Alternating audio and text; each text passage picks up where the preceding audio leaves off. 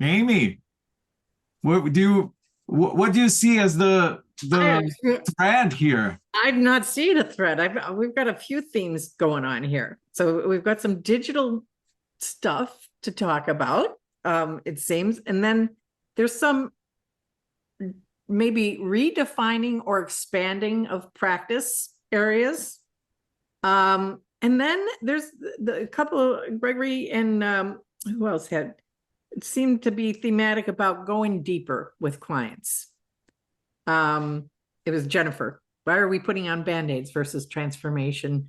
And then Gregory was talking about is the client going deep enough, and what do they need? Right, Gregory, did I get that right? And am I projecting what they need? Yeah. So there's kind of three themes going on here. How do we weave these together, Ilias? I'm not sure. Well, maybe we'll just Magic. talk about the three of them. I did see those very clear 3 points here. Yeah. Let's address one at a time. Let's go. What about deeper? Going deeper with a client. How do we know that a client is getting value in the coaching conversation? So I'm not going to answer that question, at least. I guess I was going to say something different before you asked that is, I don't know if this ties to this, is sometimes I feel like the client, they state a goal and somebody says maybe seems more superficial. And I try to understand the why more behind that, like why they want to accomplish. Sometimes I find it hard to pull that out. You start to ask some questions and they kind of followed up with another a more superficial answer. So I don't know if that's what people mean about going deeper or if there's another thought on that. So sorry, I was going to start with that, but that's a good place to start. That's a good place to start, Brad. Oh, glad you said that. Go ahead, Elise. No, I'm waiting for people to answer Brad's question. Oh, what are your thoughts? Yes, Jennifer. Well, I just feel like when it feels, and this is from my perspective, like, oh, this is really this stuff works, right? Is when the client is saying, like, they're having insights that they hadn't had before, right? And seeing dots come, like seeing themes almost, and like the impact, and they'll vocalize, like, wow, there's just a lot of ways that they indicate they're getting new insights, and that next steps are kind of like you coached me are falling out of that, when it's going well. And I've had some of that in my coaching. It's very, very exciting. But that same client, once they've had that, then sometimes it's like, oh, back up to here. And the same kinds of questions aren't taking us deeper again. And so I'm not sure if it's a lack of skill on my part, or they're, like, oh, okay, it's hard to step out of our comfort zone, Francesca. I empathized with, it's comfortable and cozy there, and maybe like, oh, that was enough. I just can't quite tell. And maybe I should ask. Oh. What was that last statement there that you asked? That you said, maybe I should ask the client, tell them what I'm observing, and ask what's going on. And how would that be helpful to the process there, Jennifer? Well, no, it makes a lot of sense, actually. I don't know why I didn't think of that before. I would be going deeper. I mean, I would be role modeling, perhaps some vulnerability, some authentic observation, communicating a deep commitment to them, and what I want, the value I want to bring to them, and giving them an opportunity to give me feedback about what's going on. So establishing more trust and psychological safety. And can I say something here? No, you go ahead first, Francesca. I want to hear what you say. yeah, Jennifer, I had the same problem and I spoke with the mentor last week. And I was complaining because with some of my coachee, I mean, we kept talking about facts. And I was asking questions about going deeper and again, facts and facts. So, and what she suggested me, and I think it's hard to do it, but I think it's right. She said, maybe you are not taking the right steps. Maybe you want to go deep immediately, and this person is kind of bouncing back. Maybe if someone is not willing to accept the question, just try to break down the question. Break it down in smaller steps. It's easy to say, it's not easy to do it. Some questions you don't know how to break it, but maybe just try and ask, can I go deeper? Let's go slowly. And because I know, I mean, I found as well, if you don't go deep, it's not worth coaching. Yeah. Thank you, Francesca. Jessica. Yeah, I feel I have one client who I've been working with for a long time. She keeps signing up, and she will never answer my questions. I will ask them and she will go off in her own way. And it was frustrating to me for a while because she was always up here and not going deep. And then I did two things. One is I used the words she had just used. So I would ask a question, she would go off on a tangent, and I would take the words she used in her tangent and would weave them into the next question so that it would be not me trying to pull her back to a depth. And my clients usually will go deep because they're creative, so it's a different thing. But she would skirt the real issues constantly until I used her own words. And the other thing, which I just noticed us doing that Elias modeled for us, is that Brad had a question, and then Jennifer responded, and then Elias asked Jennifer to expand on her insight rather than going back to Brad's question. And that's something I had learned over many months and months of coaching, that if I had their goal, I would keep going back to the way their goal was stated rather than reevaluating as we move forward based on where the conversation flowed. So that was just my response to. Thank you for that. Yeah. I see Maureen's question, raise her hand here. Before we go to Maureen, I'm going to remind everybody, what are the 3 rules of coaching? Do we remember the 3 rules of coaching? I've never heard of this. The coachee does the work. The coachee does the work. Yes, that's one, Francesca. Very good. Excellent. What is the second rule of coaching? Sorry for the balloons. The coachee does the work. I was going to say, the coachee does the work. That's the second rule of coaching. Very good. What is the third rule of coaching? The coachee does the work. The coachee does the work. Exactly. I want to point that out because I love that. right? Oh, and it's something that we say in coach training, right? What is the 3 rules of coaching? The coachee does the work. Number 1, coachee does the work. Number 2, the coachee does the work. Number 3, the coachee does the work, right? The client does the work. It's something for us to always keep in mind.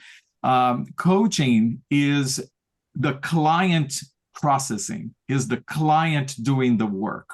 If the client does not want to do the work, there is absolutely nothing that I can do. I'm there to support them. I'm there to open the door. I can ask a few questions, but if they are not willing to go through the door, I cannot push them.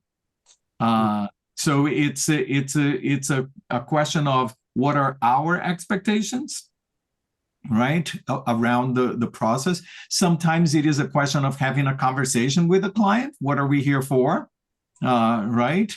There are many ways, and there is not a single way of handling the situation. It depends. It's another thing that we talk about in coach training all the time, but it's something for, I'm listening to all of these comments, and I'm curious about that. Where does the coachee want to go, and how ready the coachee is to do the deeper work. Some coaches will come to our way and they are not ready for that. I always say that there are coaches operating at ACC level, PCC level, MCC level. There are clients operating at ACC level, PCC level, and MCC level, right? And if the client comes ready to just be on the surface, we can open the door, but we cannot force them into it, right? That's one thing to keep in mind. Maureen, you had something to contribute. I hear a lot of people saying that I'm sensing, they were sensing that the client isn't going deep enough. And I think people sometimes forget that when you're becoming a coach, that it's not all about skills and science, that there is this art too. And part of that art thing is your intuition. And if your intuition is telling you that there's a reason they're not going deep enough, you can do what Jessica said. You can share your observation and still allow the client to go where they want. Like, I'm sensing that there is resistance about going deeper. So trusting your intuition when it's telling you something like that, and you can share it as an observation, and then it's still up to the client whether they want to go deeper or not.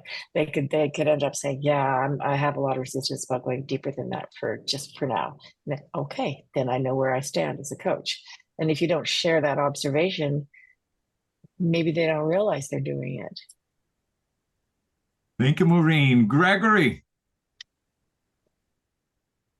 Yeah, I'm thinking back a few prime sessions earlier, because I had asked the question about coachees going deeper, and something you said, I feel like it's kind of been recapped here, is you talked about sometimes the client doesn't want to go deep, but then also exploring in ourselves.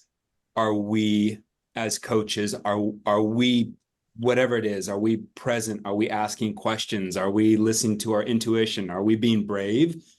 And that's helped me out a lot to think about, okay, is this the client? Is this me? Is it both of us? Because sometimes I can be one-sided, and that might be like, I don't feel confident, and I'm like, oh, this is about me, and maybe it's not about me, or maybe it's a little bit about me. But that's been really helpful to go back and think about that.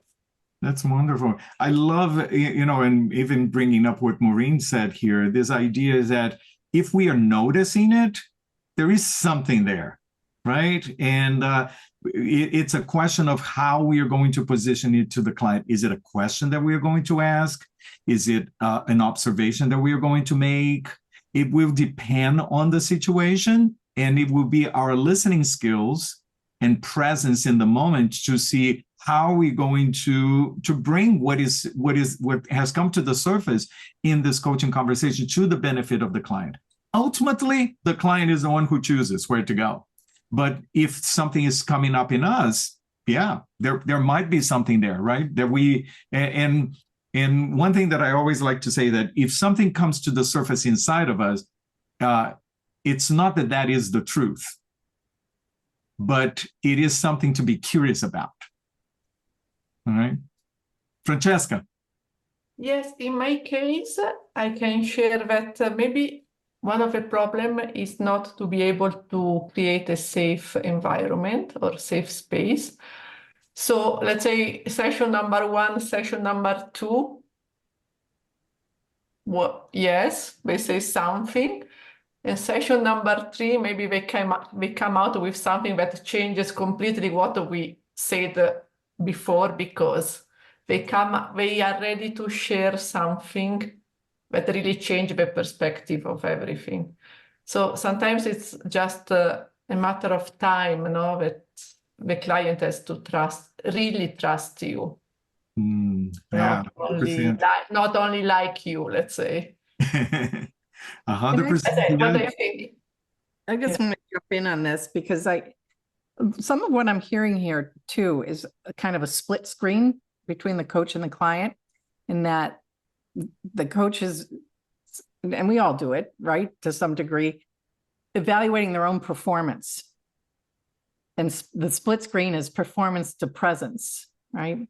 And I think that if we can just abandon that performance part, I know easier said than done, but you'll be able to meet the client exactly where they're at, because this is my experience in going back to Brad's question, in the focus part, right? In the very beginning, as we're contracting the session agreement, they will almost always say something or not say something.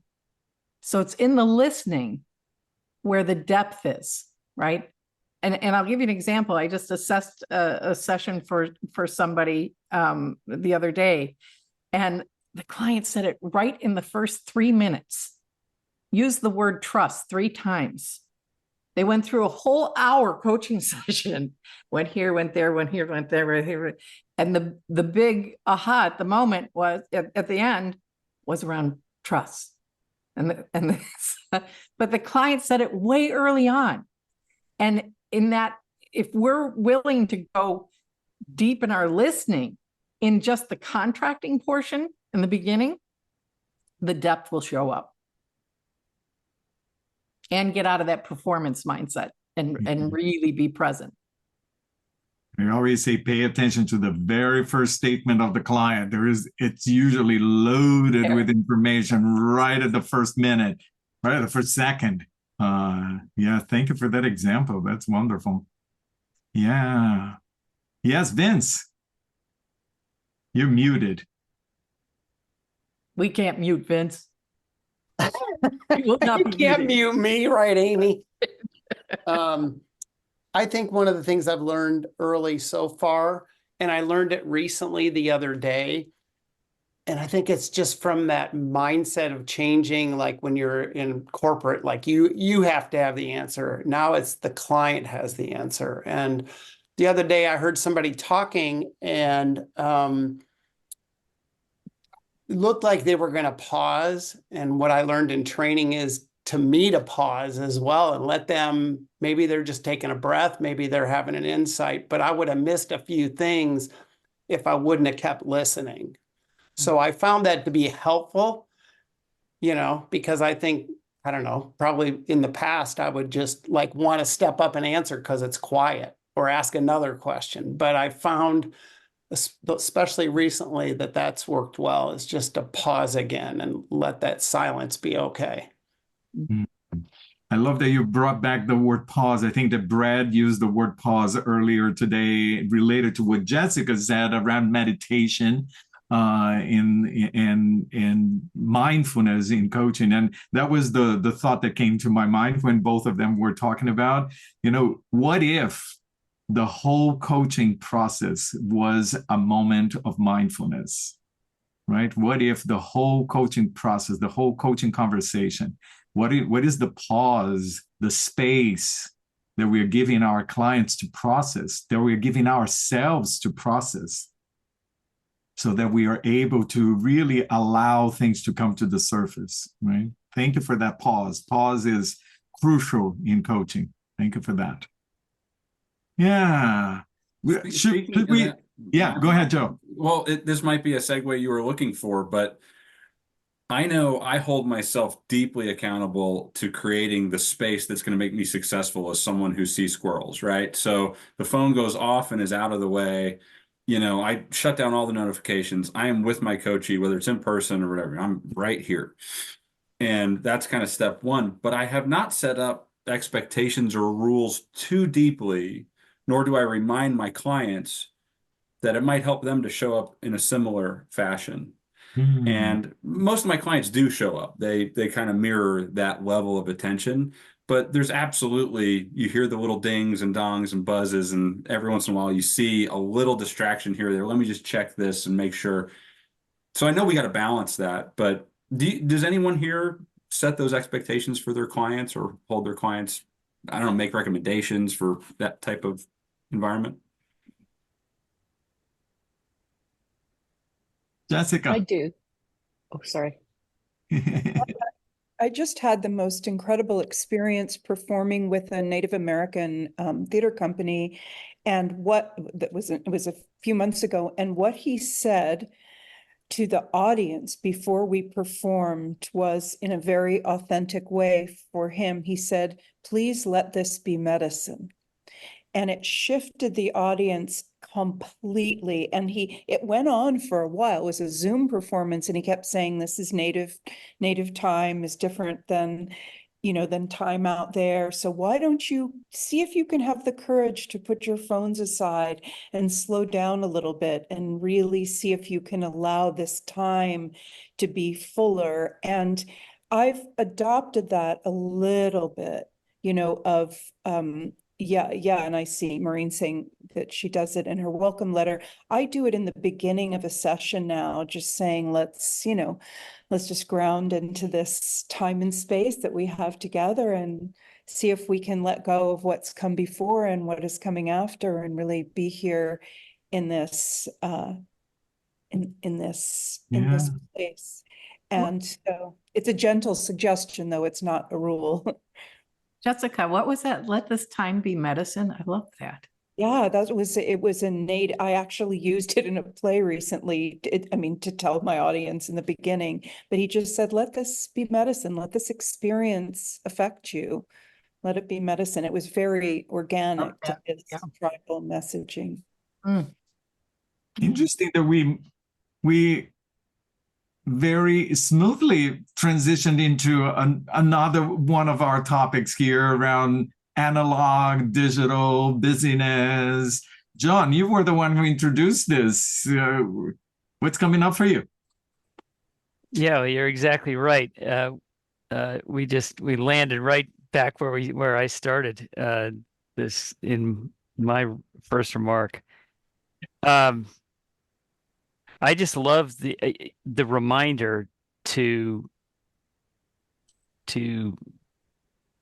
setting the expectation is one thing in making an agreement to coach with someone, but to do it every time. I mean, sometimes I will say, and my client will be clearly have been rushing to get onto the call. And I'll just say, do you want to take a deep breath now? And I'll take one with them. And just that small thing can make a big difference. But I really like the idea of, it's so obvious to my topic, but like, here we are on Zoom typically, but are the notifications turned off? Is your phone, can we put our phones away? I believe I'm starting to believe in, creating boundaries in my life between work and non-work, to go for the walk where my wife and I are doing a walking meditation within our walk, so that one of us isn't getting the phone out to, oh yeah, I just remembered I got to text our kids, or, there's an opportunity to do this in every place. And I think since most of us are probably feeling it too, we can assume that almost all, if not all, of our clients are struggling with this, or at some level. And it's something to open up. I'm just curious what other questions people ask their clients, because this is really rich. Yeah, thank you for that. And I see Brett and Gregory's hand here. Let me just say one thing here. If you look at my bio, you're going to see at the end of the bio that one of the things that I like to do, that I am invested on, is the practice of meditation, especially in the Vipassana tradition. And it's a non-religious practice for me. But what I appreciate about the Vipassana message is that meditation is not just the moment that you are sitting on the pillow, or that you are saying, I'm going to meditate. It's really the practice of bringing this mindset everywhere you are. right? Everywhere you are there. I am in a coaching session. I am here.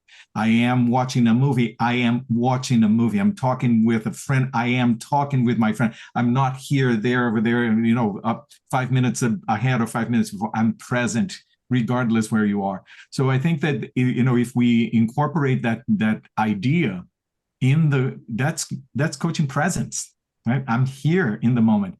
And with me, yes, I have conversations with my clients in the idea of what is the preparation for a coaching session, especially at the beginning of the client engagement.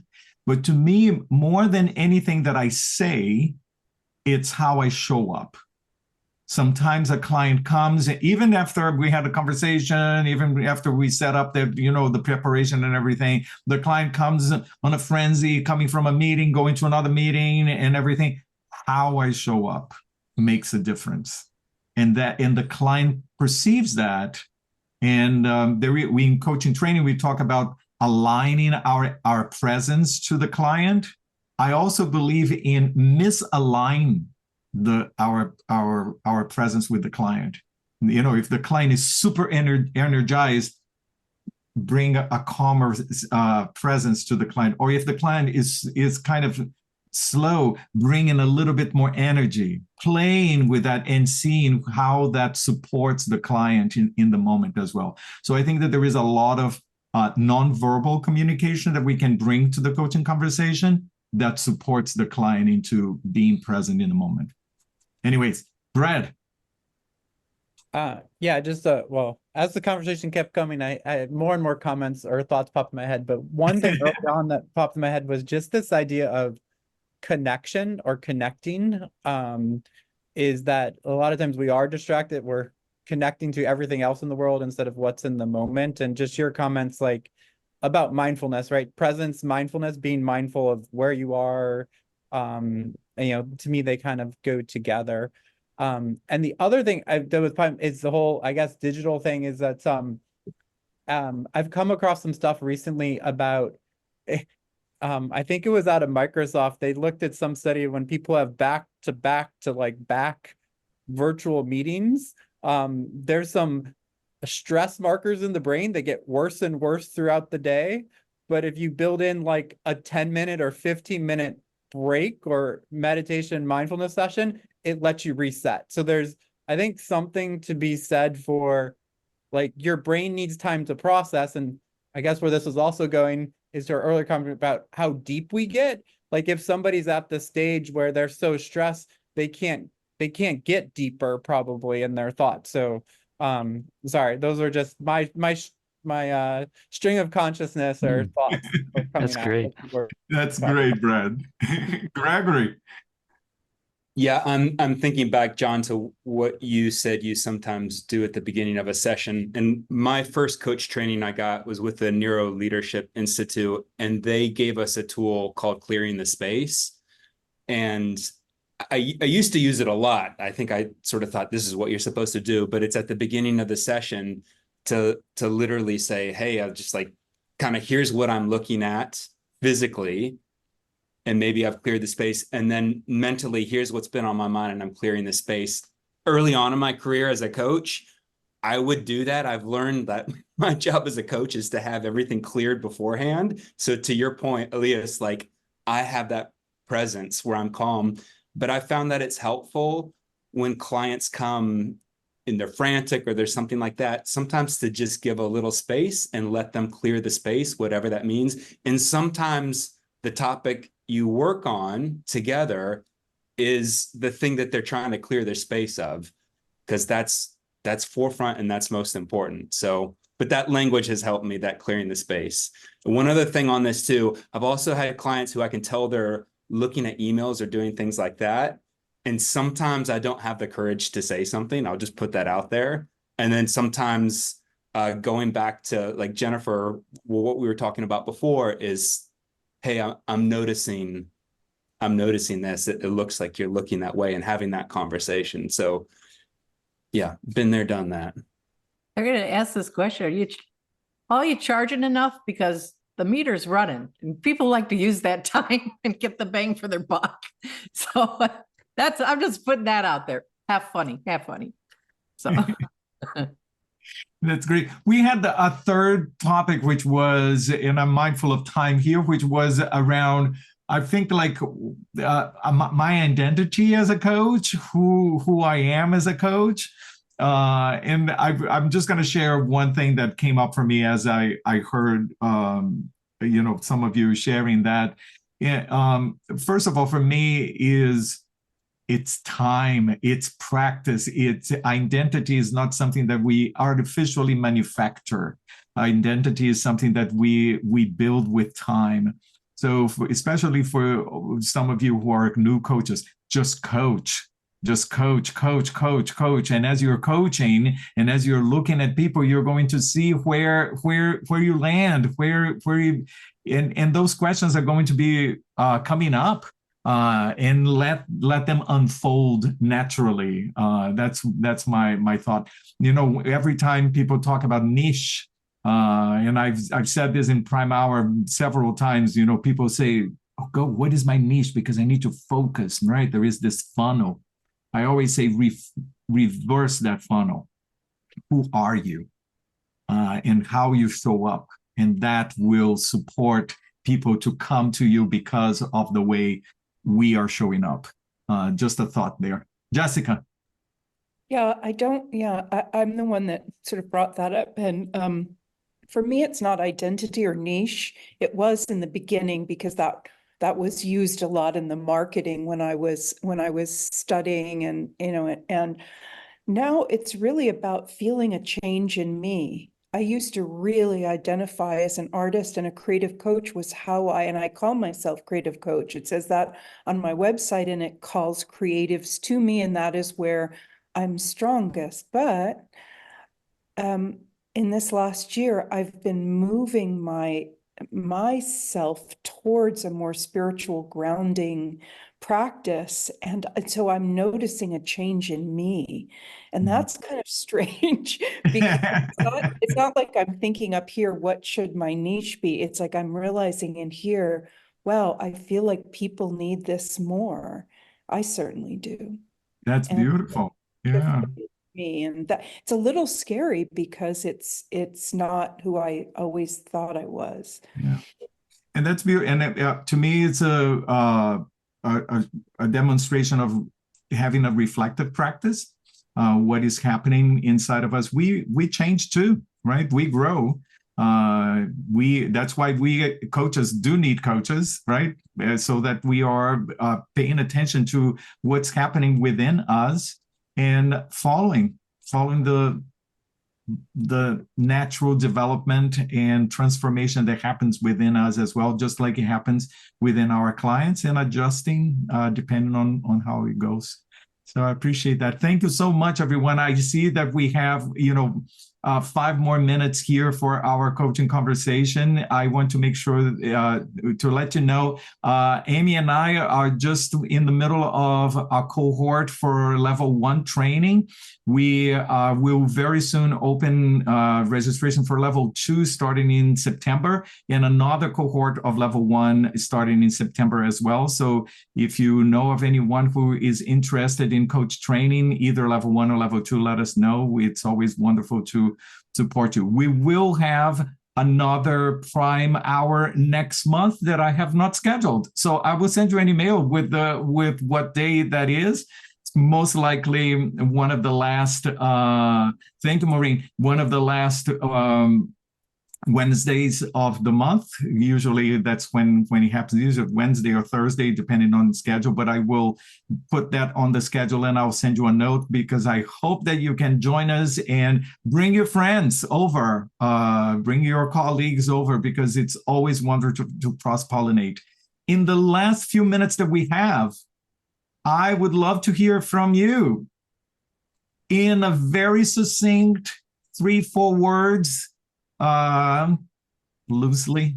What are you taking away from this conversation today?